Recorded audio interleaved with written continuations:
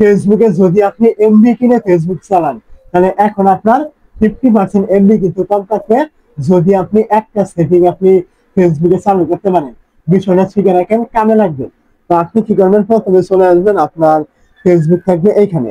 ফেসবুকে চলে আসার পর আপনি কি করবেন, তো যে আইডিতে আপনি কাজটা করবেন অবশ্যই ওই আইডিতে আপনি এখানে লগ ইন করে নেবেন। তারপর আপনি এখান থেকে করে কর্নারে দেখবেন এরকম থ্রি ডট আইকন থাকবে, আপনি এইখানে ক্লিক করবেন। এই জায়গায় ক্লিক করার পর এইখান থেকে আপনি উপরে দেখতে পাবেন এরকম সেটিং মানে আইকনের মতো একটা অপশন থাকবে, আপনি এইখানে একটা ক্লিক করবেন। তো যখন আপনি এই জায়গায় ক্লিক করবেন, এইখান থেকে একটু নিচের দিকে চলে আসবেন। নিচের দিকে আসার পর এখান থেকে পাবেন মিডিয়া নামে একটা অপশন, আপনি এইখানে ক্লিক করবেন। তো যখন আপনি এই জায়গায় ক্লিক দিবেন, এইখান থেকে একটু নিচে আসবে, এইখান থেকে পেয়ে যাবেন on mobile data wifi, one only wifi, never auto play video, এরকম তিনটা অপশন আপনার এখান থেকে থাকবে।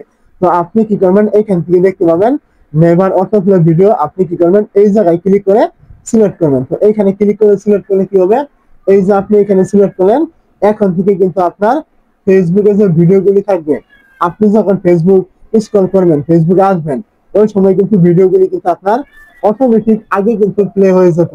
এখন থেকে কিন্তু আর অটোমেটিক ভিডিওগুলি কিন্তু আর প্লে হবে না। আপনি যতক্ষণ না ওই ভিডিওগুলিতে ক্লিক না করে দেখবেন, ততক্ষণ আপনার ওই ভিডিওগুলি কিন্তু আর অটোমেটিক প্লে হবে না। যাতে কি হবে, আপনার এমবিটা কিন্তু আগে থেকে অনেকটাই সেভ হবে।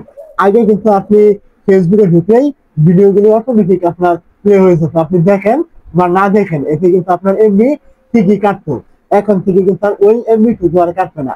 আপনি যে ভিডিওর উপরে ক্লিক করবেন ওই ভিডিওটা প্লে হবে, যেটার উপরে ক্লিক করবেন আপনি স্ক্রল করে চলে যাবেন, ওইটার প্লে হবে না। অবশ্যই আমার কথা বুঝতে পেরেছেন। যদি আপনি এই সেটিং করেন, আপনার এমবি আগে থেকে অনেকটাই সেভ আপনি করতে পারবেন।